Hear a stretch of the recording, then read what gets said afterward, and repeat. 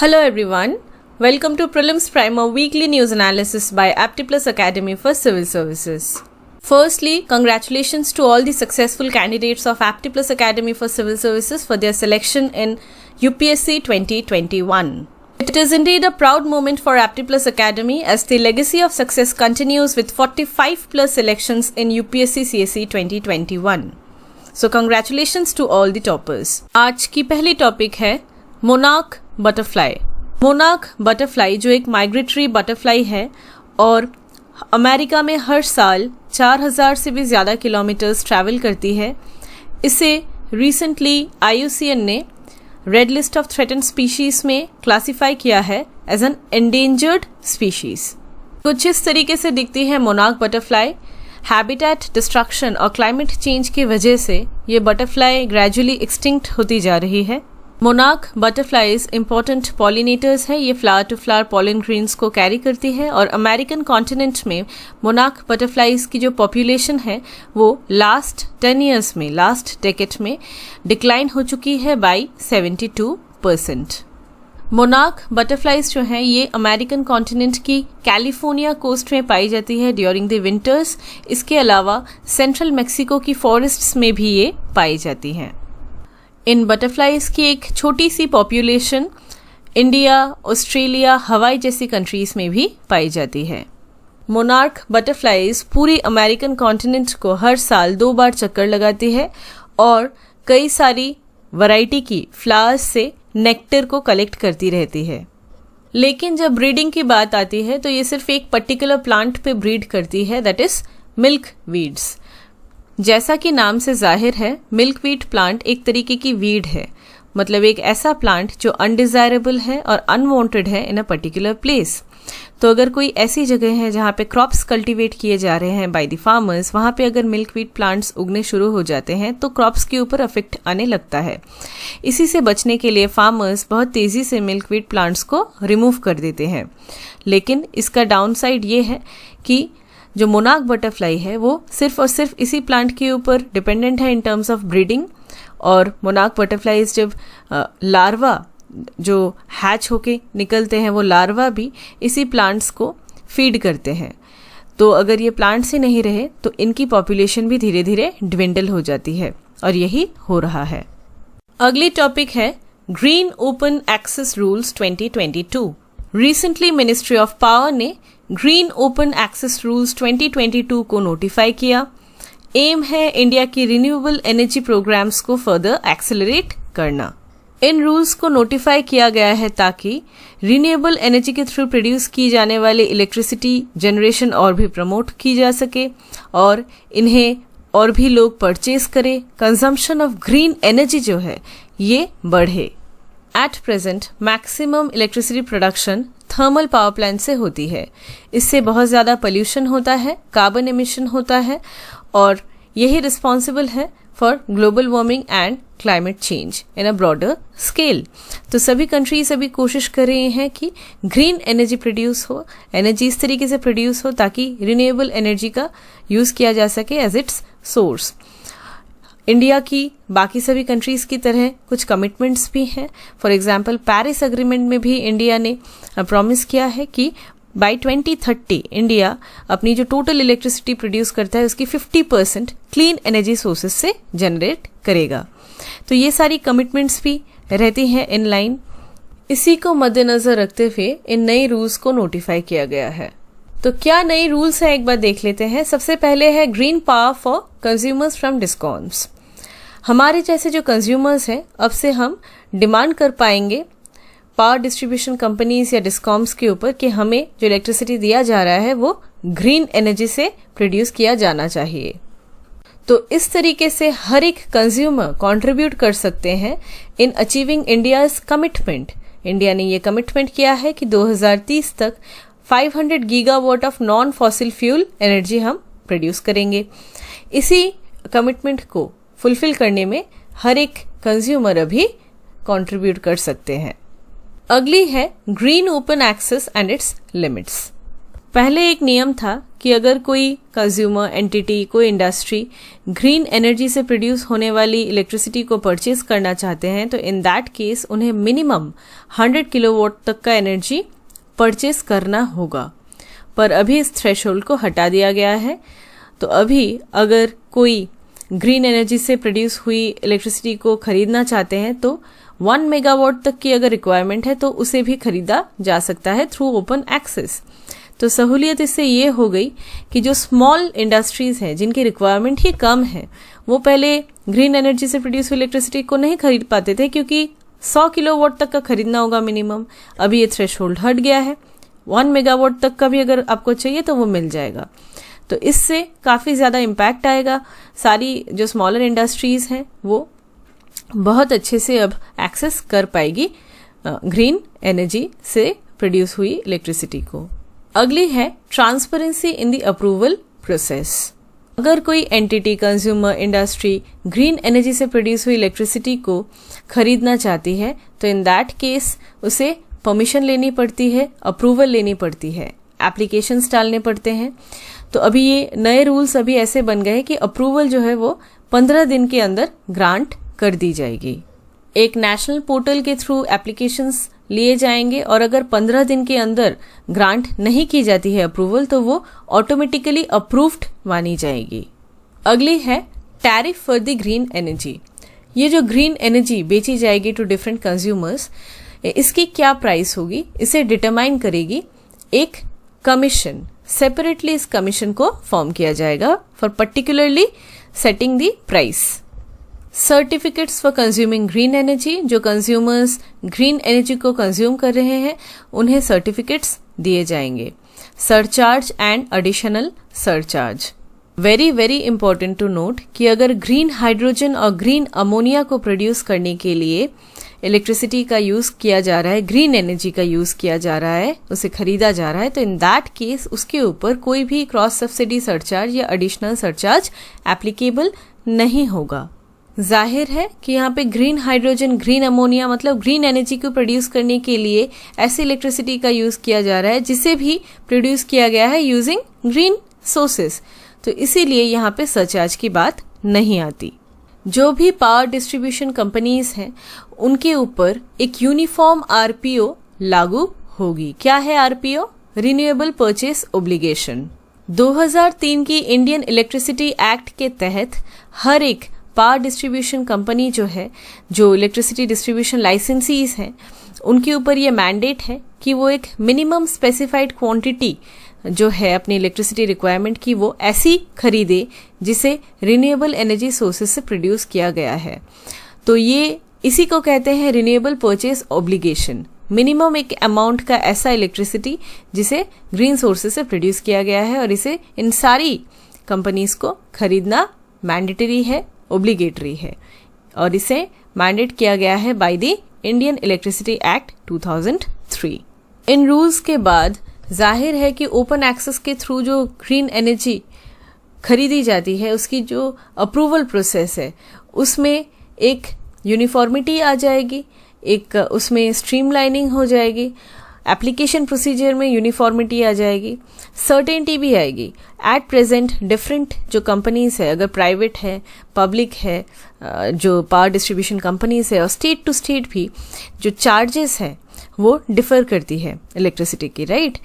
लेकिन जब ये कमीशन बैठेगी, ग्रीन एनर्जी का क्या प्राइस है वो सेट हो जाएगा, पूरी कंट्री में एक यूनिफॉर्मिटी आ जाएगी। ट्रांसमिशन चार्जेस क्या है, क्रॉस सब्सिडी चार्जेस क्या है, ये इन सभी चीज़ों में एक यूनिफॉर्मिटी आ जाएगी। इन रूल्स के तहत कंज्यूमर्स को एडिशनल सरचार्ज नहीं देना पड़ेगा और क्रॉस सब्सिडी सरचार्ज पे भी कैप लगा दिया गया है। क्रॉस सब्सिडी सरचार्ज मतलब जब एक पर्टिकुलर डिस्ट्रीब्यूशन लाइसेंसी से एक कंज्यूमर नहीं परचेज करते हैं इलेक्ट्रिसिटी और किसी और से करते हैं, तो इसी चीज़ को कॉम्पेंसेट करने के लिए क्रॉस सब्सिडी सरचार्ज जो है वो लागू हो जाती है। इसी को रोकने के लिए एक कैप लगा दिया गया है according to the new rules. तो जब ये सारी चेंजेस आएंगी तो definitely it will incentivise the consumer to use green energy, और यही धीरे धीरे हमारी जो कंट्रीब्यूशन है और जो कार्बन एमिशंस है उसे भी कम करने में मदद करेगा। Moving to the next topic, national flag. Recently prime minister Modi ji ने सभी सिटीजन से ये अपील की है कि 13 से 15 अगस्त के बीच में सभी हर घर तिरंगा मूवमेंट का पार्ट बने by hoisting the national flag of India in their homes. 3 colour होते हैं नेशनल फ्लैग में, सैफरन, व्हाइट और ग्रीन। अशोक चक्र होता है बीच में with a 24 spoke wheel. Navy blue colour होता है at its centre. National flag जो है इसे अडॉप्ट किया गया था by the constituent assembly in 1947 और 15 अगस्त 1947 में ही ये ऑफिशियल फ्लैग ऑफ इंडिया बन गया।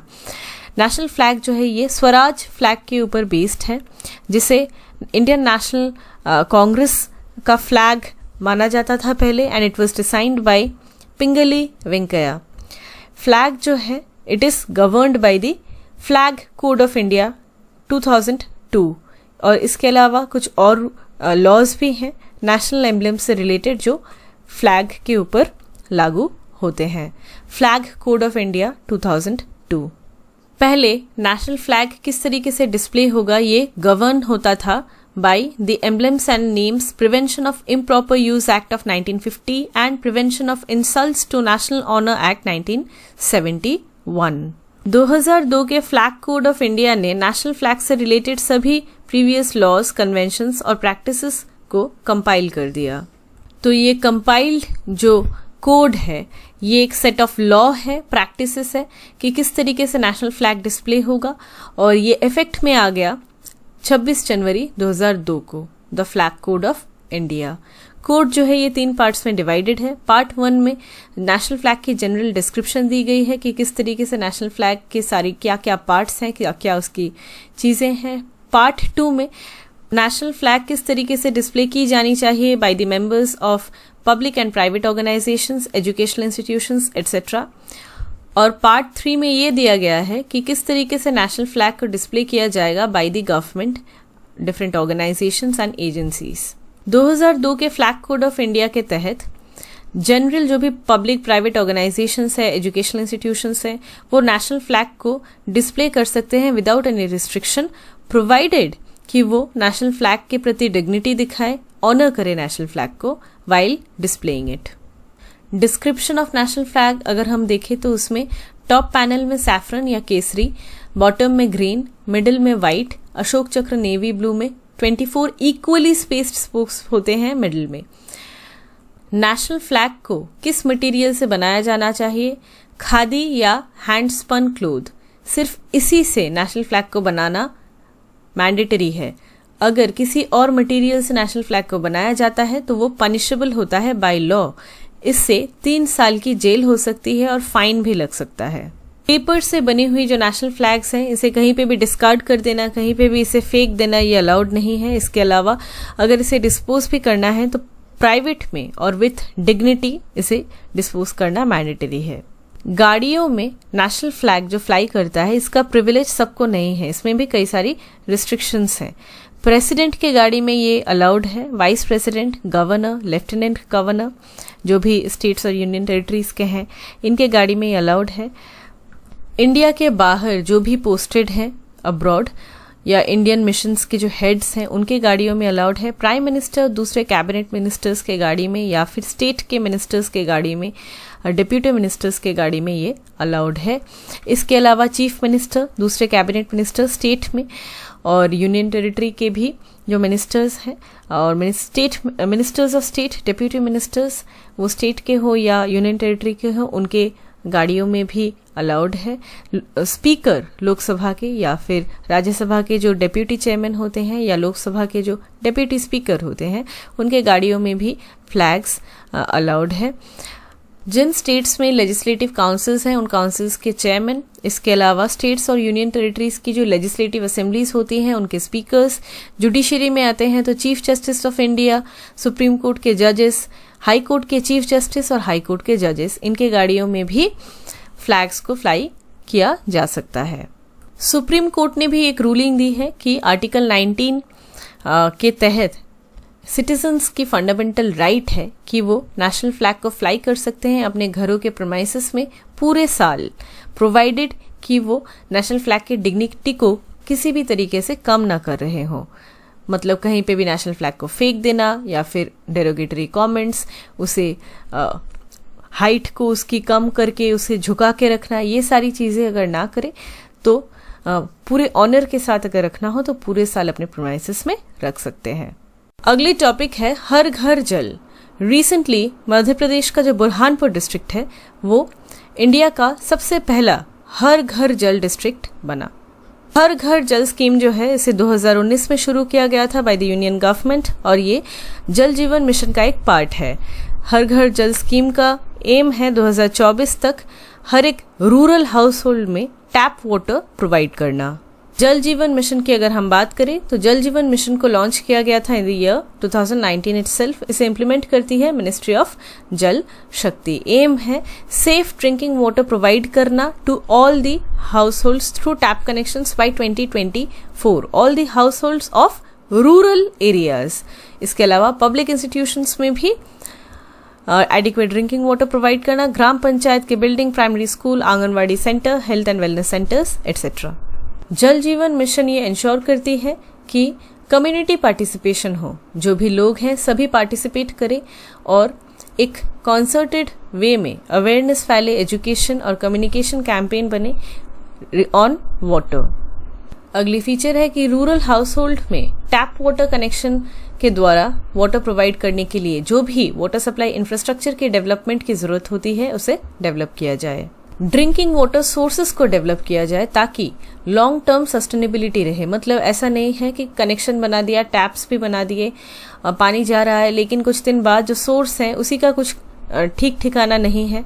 तो सोर्स का भी डेवलप करना इम्पोर्टेंट होता है। Proper tanks, water supply systems, ये पूरी तरीके से पाइप्ड वे में रहे ये इंफ्रास्ट्रक्चर, ये भी इंश्योर करना। इसके अलावा वाटर क्वालिटी को टेस्ट करने के लिए प्रॉपर लैबोरेटरीज को एस्टैब्लिश करना, स्ट्रिक्ट वे में वाटर क्वालिटी की टेस्टिंग, सर्वेलियंस के लिए जो मैन पावर है इसे ट्रेनिंग प्रोवाइड करना, रिसर्च वर्क को प्रमोट करना, नॉलेज सेंटर को स्टार्ट करना और कम्युनिटी के बीच में ही कैपेसिटी बिल्डिंग प्रोग्राम्स को अंजाम देना इस मिशन की फीचर्स हैं। एक और है जल शक्ति अभियान। ये एक time bound mission mode water conservation campaign है। पानी को कंजर्व करने के लिए इस अभियान के तहत कई सारी इनिशिएटिव्स ली जाती हैं। इसे लॉन्च किया गया in the year 2021 with the theme catch the rain where it falls when it falls. Conservation effort जो है ये, इसमें कई सारी इश्यूज हैं इंडिया में। तो पानी तो एडिक्वेट है, बहुत रेनफॉल होता है, लेकिन कंजर्वेशन ठीक ठाक से नहीं होता, तो इसीलिए स्कैर्सिटी हो जाती है वाटर की। जल शक्ति अभियान का एम है कि कंट्री के हर एक डिस्ट्रिक्ट में, रूरल और अर्बन एरियाज में appropriate rain water harvesting structures को डेवलप करना, और ये होगा only through people's active participation. मतलब वाटर कंजर्वेशन करने के लिए उसके लिए स्ट्रक्चर्स की जरूरत होती है।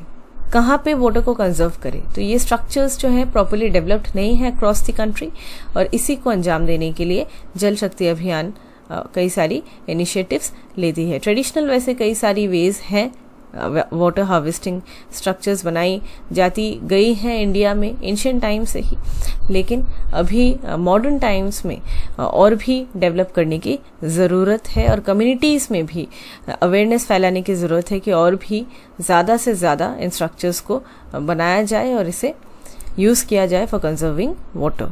जल शक्ति कैंपेन के दौरान जो भी ग्राउंड वाटर एक्सपर्ट्स हैं, साइंटिस्ट्स हैं, ऑफिसर्स हैं इंडिया के, वो एक साथ काम करेंगे। स्टेट और डिस्ट्रिक्ट ऑफिशियल्स सभी एक साथ काम करेंगे ये देखने के लिए कि इंडिया की कौन सी सबसे वाटर स्ट्रेस्ड डिस्ट्रिक्ट्स हैं जहाँ पे वाटर कंजर्वेशन की ज़रूरत बहुत ज़्यादा है, रिसोर्स मैनेजमेंट की ज़रूरत बहुत ज़्यादा है, वहीं पे फोकस किया जाएगा। जल शक्ति अभियान का एम है कि वाटर कंजर्वेशन जो है इसे एक जन आंदोलन बना दिया जाए, ताकि वाटर को एक एसेट के रूप में देखा जाए, और इसके लिए पूरी जो कम्युनिटी है, पूरा देश जो है इन्वॉल्व हो जाए फॉर कंजर्विंग वाटर। अगली टॉपिक है विंडफॉल टैक्स। ग्लोबली तेल के दाम कम हुए हैं, इसीलिए सेंट्रल गवर्नमेंट ने क्रूड ऑयल प्रोड्यूसर्स के ऊपर लागू होने वाली विंडफॉल टैक्स को रिड्यूस कर दिया है। क्या होती है विंडफॉल टैक्स? जब कोई कंपनी अचानक से अनएक्सपेक्टेडली बहुत ज़्यादा लार्ज प्रॉफिट करती है, तब गवर्नमेंट उस कंपनी के ऊपर एक टैक्स बिठाती है जिसे कहते हैं विंडफॉल टैक्स। विंडफॉल टैक्स मतलब अचानक हुए बहुत ज़्यादा प्रॉफिट के ऊपर जो टैक्स लगा देती है गवर्नमेंट, इसके कई सारे बेनिफिट्स हैं। फॉर एग्जांपल गवर्नमेंट जो रेवेन्यू को कलेक्ट करती है इसमें कई ज़्यादा बढ़ोतरी देखी जाती है, बूस्ट गवर्नमेंट रेवेन्यूज। इसके अलावा इसी पैसे से पब्लिक सर्विस प्रोवाइड किया जा सकता है तो सिटीजन्स को बेनिफिट्स मिलता है। तो इसी तरीके से विंडफॉल टैक्सेस के कई सारी बेनिफिट्स है। It's very very important to note कि ये टैक्स जो है ये किसी इनपुट आउटपुट कॉस्ट पे नहीं लगती, सिर्फ ये लेवी होती है प्रॉफिट के ऊपर। जो लार्ज अमाउंट ऑफ प्रॉफिट हो गया है अचानक से कंपनी के, उस प्रॉफिट के ऊपर ये टैक्स लागू होती है। अगली टॉपिक है एन्यूरिज्म। रिसेंटली एमिलिया क्लार्क, जिन्होंने गेम ऑफ थ्रोन्स नामक सीरीज में एक्टिंग की है, उन्होंने ये कहा है कि वो 2 ब्रेन एन्यूरिज्म से सफर कर चुकी है। एन्यूरिज्म एक मेडिकल कंडीशन है जिसमें वेन्स और आर्टरीज की जो वॉल्स हैं वो वीक हो जाने के कारण वो स्वेल हो जाती है और ये different parts of the body में हो सकता है। लेकिन कुछ जगहों पे एन्यूरिज्म बहुत ज़्यादा होता है, फॉर एग्जाम्पल नीज में, ब्रेन में, इंटेस्टाइन्स में एट्सेट्रा। अगर एन्यूरिज्म में जो ब्लड वेसल है, जो वेन है या फिर जो आर्टरी है, अगर वो रप्चर हो जाता है तो इंटरनल ब्लीडिंग हो सकता है, स्ट्रोक हो सकता है। ब्रेन और हार्ट की जो ब्लड वेसल्स हैं वो सबसे ज़्यादा अफेक्टेड हो जाती हैं ड्यू टू एन्यूरिज्म। और स्वेलिंग भी जो है वो 2 तरीके का होता है। एक हो सकता है कि complete blood vessel is swollen, पूरा जो ब्लड वेसल है, या फिर किसी एक पर्टिकुलर लोकेशन पे ब्लड वेसल जो है वो बल्ज आउट कर रहा है साइड से, एक स्पेसिफिक साइड पे। किन कारणों की वजह से एन्यूरिज्म की चांसेस बढ़ जाती है? पहला है स्मोकिंग, एज होने की वजह से, कोलेस्ट्रॉल हाई होने की वजह से, मोटापा, हाइपरटेंशन, टिश्यू डिसऑर्डर, इन सब चीज़ों की वजह से एन्यूरिज्म होने की चांसेस रहती है। प्रेगनेंसी के दौरान भी एन्यूरिज्म का रिस्क रहता है। यूजुअली एन्यूरिज्म जो है ये अनडिटेक्टेड रहता है और MRI स्कैन्स की ज़रूरत पड़ती है टू डिटेक्ट कि एन्यूरिज्म है कि नहीं है। लेकिन अगर ब्लड वेसल रप्चर हो जाता है, ब्लीडिंग होने की चांसेस रहती है ब्रेन में, उस टाइम पे MRI नहीं, CT स्कैन्स प्रेफर की जाती है। ट्रीटमेंट की अगर हम बात करें, अगर इनिशियल स्टेजेस में पकड़ में आ जाता है कि एन्यूरिज्म हुआ है तो इन दैट केस एक डिवाइस बिठाया जाता है जिसे कहा जाता है फ्लो डाइवर्जन स्टेंट। ये एक इनोवेटिव इंटरवेंशन है एन्यूरिज्म में। इसमें जो ब्लड वेसल अफेक्टेड है उस ब्लड वेसल में एक cylindrical metallic mesh like web like एक स्टेंट को प्लेस किया जाता है ताकि ब्लड फ्लो जो है वो डाइवर्ट हो जाए from that particular blood vessel which is suffering from aneurysm. Divert इसीलिए किया जाता है ताकि रप्चर ना हो। और ये स्टेंट जो है ये कुछ इस तरीके से दिखती है। एन्यूरिज्म ना हो इसके लिए क्या किया जा सकता है? मोस्टली एन्यूरिज्म जो है ये कंजेनिटल होता है, मतलब जब बर्थ होती है तब से ही इसका प्रेवलेंस हो सकता है। लेकिन फिर भी लाइफस्टाइल चेंजेस से भी कभी कभी रिस्क्स को रिड्यूस किया जा सकता है। फॉर एग्जांपल स्मोकिंग को क्विट करना, एक हेल्दी लाइफस्टाइल को मेंटेन करना जहाँ पे ब्लड प्रेशर जो है वो ठीक रहे, बैलेंस डाइट रहना, एक हेल्दी बॉडी वेट को मेंटेन करना, हाई कोलेस्ट्रॉल डाइट को अवॉइड करना, यही सारी जो रिस्क रिडक्शन प्रोसीजर्स हैं। Moving to the next topic, Environment Impact Assessment Rules Amendment. Recently, Ministry of Environment, Forests and Climate Change ने Environment Impact Assessment EIA rules में कुछ बदलाव लाए हैं और इन अमेंडमेंट्स को नोटिफाई भी किया है। सबसे पहले देखते हैं EIA प्रोसेस को, that is environment impact assessment process. ये एक ऐसा प्रोसेस है जिसमें कोई भी एक प्रपोज्ड प्रोजेक्ट या डेवलपमेंट वर्क जो है उसे वैल्यूएट किया जाता है कि अगर उस प्रोजेक्ट को अंजाम दिया गया तो उसका क्या इम्पैक्ट होगा एनवायरनमेंट के ऊपर, क्या इम्पैक्ट होगा ह्यूमन हेल्थ के ऊपर, उसका क्या सोशियो इकोनॉमिक इम्पैक्ट होगा। तो इन्हीं सब चीज़ों को असेस किया जाता है। अगर इम्पैक्ट खराब नहीं है, मिनिमम है, तो इन दैट केस प्रोजेक्ट को अप्रूवल दी जाती है। नए रूल्स के तहत इंडिया पाकिस्तान के बीच में जो लाइन ऑफ कंट्रोल है उसके पास 100 किलोमीटर के दायरे के अंदर अगर कोई हाईवे प्रोजेक्ट बनने की बात है तो वो डेफिनेटली स्ट्रेटेजिकली बहुत इंपॉर्टेंट है और इसीलिए इन लोकेशंस में अगर कोई हाईवे प्रोजेक्ट बनना है तो उसके लिए एनवायरमेंटल क्लियरेंस की ज़रूरत नहीं पड़ेगी कंस्ट्रक्शन से पहले। EIA असेसमेंट जो होता है कोई भी नए प्रोजेक्ट के केस में वो एप्लीकेबल नहीं होगा in these kind of projects. अगली है कि अगर कोई थर्मल पावर प्लांट को एस्टैब्लिश करना है जो 15 मेगावाट तक की एनर्जी को प्रोड्यूस करती है based on biomass and non hazardous municipal solid waste, जिसमें सॉलिड वेस्ट का यूज किया जा रहा है, कोई भी हजर्डस वेस्ट मटेरियल नहीं है और इसके साथ साथ कोल या पेट्रोलियम प्रोडक्ट्स भी यूज किए जा रहे हैं एनर्जी को प्रोड्यूस करने के लिए, लेकिन कोल और पेट्रोलियम प्रोडक्ट्स को 15% तक कैप करना होगा वाइल प्रोड्यूसिंग दी एनर्जी। बाकी का जो अमाउंट है वो सॉलिड वेस्ट होना चाहिए, बायोमास होना चाहिए जो इको फ्रेंडली है। तो इस फ्यूल मिक्स के साथ अगर एनर्जी को प्रोड्यूस किया जा रहा है किसी थर्मल पावर प्लांट में तब भी एक्सेम्पशन है, इसे भी अप्रूवल के लिए EIA प्रोसेस के थ्रू नहीं जाना पड़ेगा। फिशरमैन के लाइवलीहुड को देखते हुए ऐसी पोर्ट्स या हार्बर्स जो फिशेस को हैंडल करती हैं जहाँ पे सिर्फ फिशिंग रिलेटेड काम होता है, तो इन पोर्ट्स को एस्टैब्लिश करने के लिए भी अब से एनवायरमेंटल क्लियरेंस की ज़रूरत नहीं पड़ेगी, एग्जेम्पशन दिया गया है। ये ऐसी पोर्ट्स होती हैं जहाँ पे लेस पोल्यूशन होता है in comparison to other ports. 2 और प्रोजेक्ट्स के लिए एग्जेम्पशन दी गई है।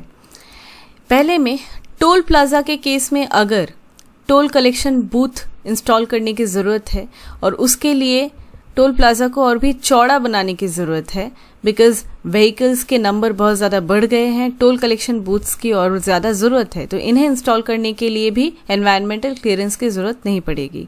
इसके अलावा एयरपोर्ट के केस में एयरपोर्ट की एग्जिस्टिंग एरिया को ना बढ़ाते हुए सिर्फ और सिर्फ एयरपोर्ट के अंदर जो टर्मिनल बिल्डिंग रहती है उसे एक्सपैंड करने की ज़रूरत है। इन that case environmental impact assessment के तहत जो क्लियरेंस एनवायरमेंटल क्लियरेंस की जरूरत पड़ती है वो भी नहीं पड़ेगी, यहाँ पे भी एग्जेम्पशन है। स्ट्रेटेजिक डिफेंस और सिक्योरिटी कंसिडरेशंस को देखते हुए उसे प्रायोरिटाइज करते हुए जो भी हाईवे प्रोजेक्ट्स बनेंगी उनके केसेस में भी अगर सेंट्रल गवर्नमेंट समझती है कि ये ज़रूरी है तो वो एग्जेम्पशन दे सकती है। Moving to the next topic, Namaste scheme. Recently union minister of state for housing and urban affairs ने नमस्ते स्कीम को अनाउंस किया है। मैनुअल स्कैवेंजिंग की वजह से इंडिया में जो डेथ्स होती हैं for cleaning sewers and septic tanks, इसे रोकने के लिए नमस्ते स्कीम को लॉन्च किया गया है। Namaste stands for national action plan for mechanised sanitation ecosystem scheme. Namaste scheme एक जॉइंट वेंचर स्कीम है जिसमें department of drinking water and sanitation आती है, इसके अलावा ministry of social justice and empowerment और ministry of housing and urban affairs. इस scheme का मेन ऑब्जेक्टिव है कि इंडिया में जो भी सैनिटेशन वर्क की वजह से जो वर्कर्स हैं उनकी जो डेथ होती है, फेटिलिटीज होती हैं, उसे 0 तक लाना। कोई भी सैनिटेशन वर्कर डायरेक्ट कांटेक्ट में नहीं आने चाहिए ह्यूमन फीकल मैटर के, और जो भी सीवर और सेप्टिक टैंक सैनिटेशन वर्कर्स हैं इन्हें और भी स्किल देने की ज़रूरत है ताकि ऑल्टरनेटिव लाइवलीहुड्स जनरेट हो, ऐसा नहीं हो कि वो सिर्फ इसी काम के ऊपर डिपेंडेंट रहे। गवर्नमेंट ने ये अनाउंस किया है कि एक सर्टेन लिस्ट ऑफ मशीनरी को शॉर्टलिस्ट किया गया है, कोर इक्विपमेंट को शॉर्टलिस्ट किया गया है जो अब से रिक्वायर्ड होगा। सारे जो सफाई मित्रस हैं, सफाई कर्मचारीज हैं, वो जब काम करेंगे तो ये सेफ्टी गियर उन्हें पहन के रहना होगा मेंटेनेंस वर्क्स के दौरान।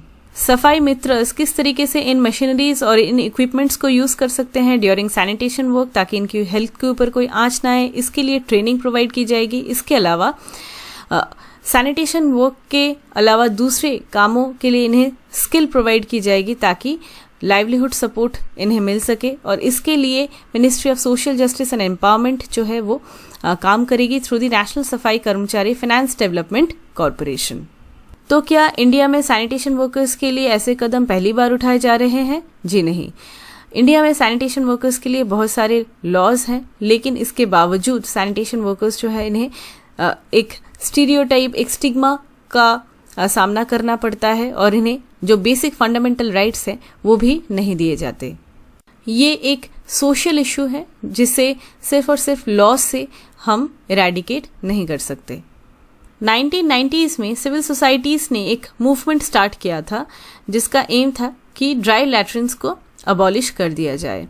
डिमांड ये था कि ये जो डीह्यूमनाइजिंग प्रैक्टिस है जिसमें लोग खुद अपने हाथों से ह्यूमन एक्सक्रीटा को रिमूव करते हैं मैन्युअली, इसे भी अबॉलिश किया जाए। इसी मूवमेंट को देखते हुए 1993 में यूनियन गवर्नमेंट ने एक एक्ट को पास किया जिसमें अनसैनिटरी ड्राई लैट्रिन्स जो इसकी कंस्ट्रक्शन को रिस्ट्रिक्ट किया गया और मैनुअल स्कैवेंजर्स को एम्प्लॉय करना इसे भी इलीगल बनाया गया।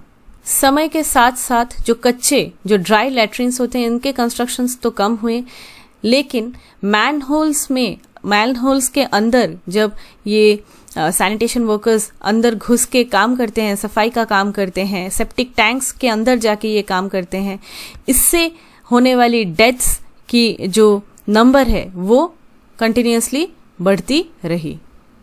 मैनुअल स्कैवेंजिंग में ह्यूमन एक्सक्रेटा, ह्यूमन वेस्ट को हाथों से इसे डिस्पोज ऑफ किया जाता है, हैंडल किया जाता है। इसके लिए जो वर्कर्स हैं ये सेप्टिक टैंक्स के अंदर जाते हैं या ड्रेन्स, ओपन ड्रेन सीवर के अंदर जाते हैं और उसके बाद काम करते हैं।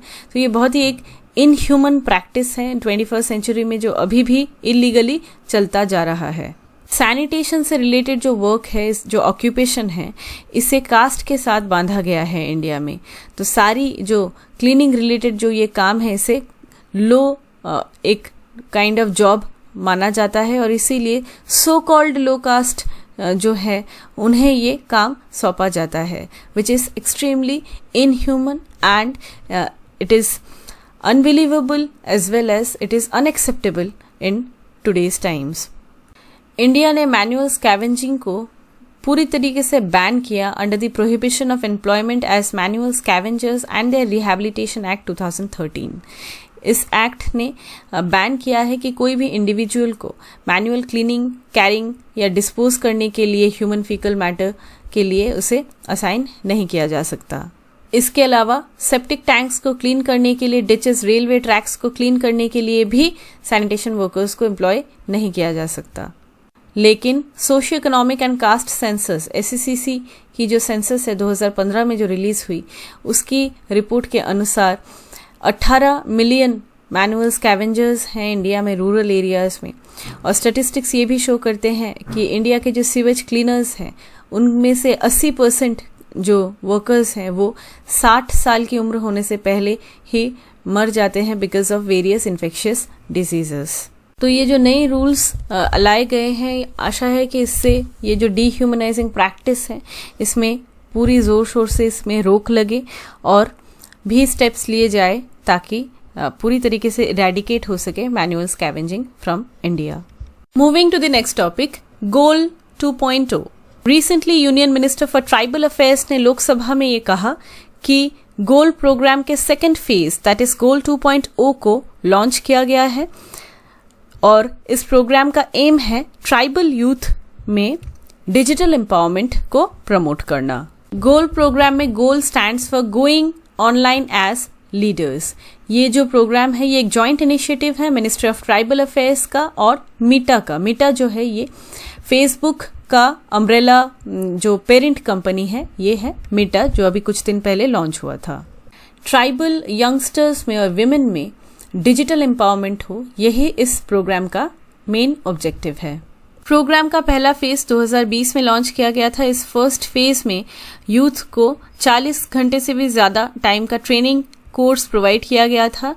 ट्रेनिंग दिया गया था in communication and life skills, digital presence को किस तरीके से एनेबल करना है, लीडरशिप और एंटरप्रेन्योरशिप के ऊपर। फेसबुक के पेरेंट कंपनी मीटा ने इस गोल प्रोग्राम को फुल्ली फंड किया है। पहले फेज में अराउंड 23 स्टेट्स से 176 ट्राइबल वेमेन को सिलेक्ट किया गया through an online application process. उसके बाद इन्हें स्मार्टफोन दिया गया और फेसबुक के थ्रू ही इंटरनेट कनेक्टिविटी भी प्रोवाइड की गई। गोल प्रोग्राम के second phase that is goal 2.0 को अभी रिसेंटली लॉन्च किया गया था और इसका ऑब्जेक्टिव है जो ट्राइबल यूथ हैं उन्हें डिजिटली और भी सक्षम बनाना, उनकी स्किलिंग करना, उन्हें एम्पावर करना ताकि उनमें एंटरप्रेन्योरशिप प्रमोट हो और डिजिटली उनके लिए और भी ज़्यादा अपॉर्चुनिटीज़ खुल जाए, because digital technology has a lot of potential. Gold programme जो है ये सारी की सारी ट्राइबल कम्युनिटीज़ के लिए ये प्रोग्राम अवेलेबल है। ये स्किल डेवलपमेंट को प्रमोट करता है, डिजिटली एम्पावर करता है ट्राइबल यूथ को। It's very very important to note कि मेटा ने इस प्रोग्राम को फुल्ली फंड किया है। मिनिस्ट्री ऑफ ट्राइबल अफेयर्स ने इसमें कोई भी फंड प्रोवाइड नहीं किया है for the implementation of the programme. अगली टॉपिक है इंडिया इनोवेशन इंडेक्स 2022। रिसेंटली कर्नाटका ने टॉप रैंक हासिल की है इन इंडिया इनोवेशन इंडेक्स 2022। यहाँ पे सिर्फ ये जानना इंपॉर्टेंट है कि इंडिया इनोवेशन इंडेक्स जो है इसे प्रिपेयर करती है नीति आयोग और इंस्टीट्यूट फॉर कॉम्पिटिटिवनेस। देश में इनोवेशन इकोसिस्टम कैसा है इसे इवैल्यूएट करने के लिए ये एक कॉम्प्रिहेंसिव टूल है इंडिया इनोवेशन इंडेक्स। ये स्टेट्स और यूनियन टेरिटरीज को रैंक करता है based on their performance, and that is innovation performance की वो इनोवेटिव वे में क्या टेक्नोलॉजीज किन चीज़ों को प्रमोट कर रहे हैं पूरे अपने स्टेट में। तो और इसी तरीके से ये एक हेल्दी कंपटीशन को बिल्ड करता है इन स्टेट्स के बीच में। कौन कौन से स्टेट्स की क्या रैंक रही एग्जैक्टली ये सब ज़्यादा इंपॉर्टेंट नहीं है। अगली टॉपिक है फ्लैग कोड। थोड़ी देर पहले नेशनल फ्लैग को डिस्कस करते समय हमने फ्लैग कोड को अच्छे से डिस्कस किया था, लेकिन इस कोड में कुछ नए बदलाव लाए गए हैं और उन्हीं को हम यहाँ पे देखेंगे। फ्लैग कोड ऑफ इंडिया को 2002 में इनैक्ट किया गया था, लेकिन रिसेंटली अभी दिसंबर 2021 में इस कोड को अमेंड किया गया। नए रूल्स के तहत अभी पॉलिएस्टर और मशीन मेड नेशनल फ्लैग को प्रोड्यूस करना अलाउ है। पहले सिर्फ खादी तक ये सीमित था। तो इन ए नटशेल अभी क्या क्या अलाउड है? हैंड स्पन, हैंड वुवन जो होती है फ्लैग वो अलाउड है। मशीन मेड हो सकती है। मशीन मेड किस किस चीज़ों से? कॉटन से, पॉलिएस्टर, वुल, सिल्क, खादी, इन सब चीज़ों से नेशनल फ्लैग को बनाया जा सकता है। इसके अलावा फाइनेंस मिनिस्ट्री ने यह भी अनाउंस किया है कि नेशनल फ्लैग को जब सेल किया जाता है तो इन दैट केस वो एग्जेम्प्टेड रहेगा फ्रॉम जीएसटी, उस पर कोई भी जीएसटी लागू नहीं होगा। अगली टॉपिक है काला अज़ार। बंगाल के 11 डिस्ट्रिक्ट्स में काला अज़ार या ब्लैक फीवर केसेस जो हैं ये रिपोर्ट हुए हैं लास्ट 2 वीक्स में। काला अज़ार या ब्लैक फीवर डिजीज जो है ये एक प्रोटोजोअन पैरासाइटिक डिजीज है। एक पैरासाइट है लेशमनिया। लेशमनिया जीनस में बिलोंग करने वाली पैरासाइट्स की वजह से काला अज़ार होती है। इंडिया में पर्टिकुलरली लेशमनिया डोनोवनी की वजह से काला अज़ार होती है। तो यही कॉजल ऑर्गेनिज्म है। ट्रांसमिशन की बात करें तो सैंड फ्लाई जो है ये इन्फेक्टेड हो जाती है बाय दैट पर्टिकुलर पैरासाइट और उसके बाद ये इस इन्फेक्शन को स्प्रेड करती रहती है from one person to another. जैसा कि हमने देखा सैंड फ्लाइज जो हैं ये ब्राउन कलर की होती हैं, इनके बॉडी के ऊपर हेयर्स होते हैं और ये क्रैक्स में रहती है, बिल्डिंग के मडी हाउसेस के क्रिविसेस में रहती है, डार्क और ह्यूमिड कॉर्नर्स में ये रहना पसंद करती है। तो वल्नरेबल पॉपुलेशन कौन है? किन्हें सबसे ज़्यादा काला अज़ार या ब्लैक फीवर डिजीज़ होती है? जो लोग सफ़र करते हैं from malnutrition, population displacement, housing poor होती है, वीक इम्यून सिस्टम है, फिनेंशियल रिसोर्सेज में क्रंच है, इन्हें ये ज़्यादा वल्नरेबल होते हैं इस डिजीज़ की बात करें तो। लेशमानिया जो है it is also linked to environmental changes, for example deforestation, urbanisation, और ये डिजीज़ एंडेमिक है। बिहार, झारखंड, उत्तर प्रदेश और बंगाल में ये होती है। सिम्टम्स की बात करें तो फीवर होता है, वेट लॉस होता है, लिवर और स्प्लीन का एनलार्जमेंट, एनीमिया, ये सारी सिम्टम्स है। स्किन ड्राई होने लगती है, थोड़ी थिन और स्केली पैचेस होने लगते हैं, हेयर लॉस हो सकता है। जो लोग हैं जिनका स्किन टोन लाइट है वहाँ पे उन्हें ग्रेश डिस्कलरेशन हो सकता है उनके स्किन का, हैंड्स का, फीट का, एब्डोमेन का, फेस का, और ये डिस्कलरेशन होता है इसीलिए, और ग्रेइश कलर का होता है इसीलिए इसे ब्लैक फीवर भी कहते हैं। ट्रीटमेंट की बात करें तो एंटी लेशमेनियन मेडिसिन जो उस पैरासाइट को किल करती है, इस तरीके की मेडिसिन जो है वो अवेलेबल है। और इसके अलावा vector control world health organisation जो है वो रेकमेंड करती है, जिस वजह से जिसे फॉलो करने से डिजीज़ का ट्रांसमिशन जो है वो रुक सकता है। और इसका सबसे उपाय यही है कि सैंड फ्लाइज का घर के आसपास ना होने देना, इंसेक्टिसाइड्स को स्प्रे करना, नेट्स का यूज़ करना, यही सब इसकी प्रोसीजर्स हैं। गवर्नमेंट ने एम किया था कि 2015 तक इस डिजीज़ को एलिमिनेट कर देंगे, लेकिन वो डेडलाइन मिस हो गया है। लेकिन कालाजार के केसेस में कमी ज़रूर देखने को मिली है और and that is possible because of the national kala azar elimination programme.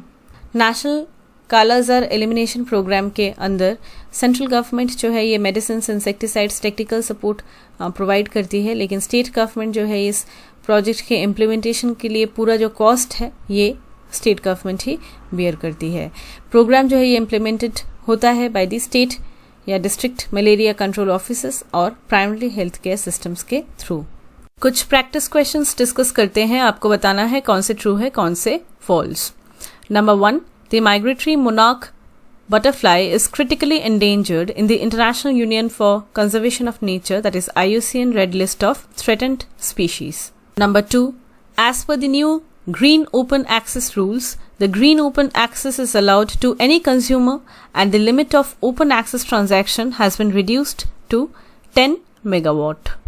Number 3, khadi or hand-spun cloth is the only material allowed to be used for the national flag, and a flag made of any other material is punishable by law with imprisonment up to 3 years and also a fine. Number 4, a windfall tax is a tax imposed by the government on a company. It is levied on an unforeseen or unexpectedly large profit, specially unfairly obtained. Number 5, thermal power plants up to 30 megawatt based on biomass or non-hazardous municipal solid waste using auxiliary fuels such as coal, lignite or petroleum products up to 15% have been exempted from the environmental impact assessment approval route. Number 6, Namaste or National Action Plan for Mechanized Sanitation Ecosystem Scheme is a venture of the Ministry of Social Justice and Empowerment. Number 7, Goal or Going Online as Leaders is a joint initiative of the Ministry of Tribal Affairs and World Health Organization. The main objective of the program is to ensure the digital empowerment of tribal women and youth. Number 8, prepared by Niti Aayog and the Institute for Competitiveness, the India Innovation Index is a comprehensive tool for the evaluation and development of the country's innovation ecosystem. It ranks the states and the union territories on their innovation performance to build healthy competition amongst them. Number 9, Kala Azar is a bacterial disease spread by sandfly bites. Number 10, the Union Finance Ministry has recently announced that the sale of the national flag is exempted from GST. With this, we come to an end of this session. Thank you so much.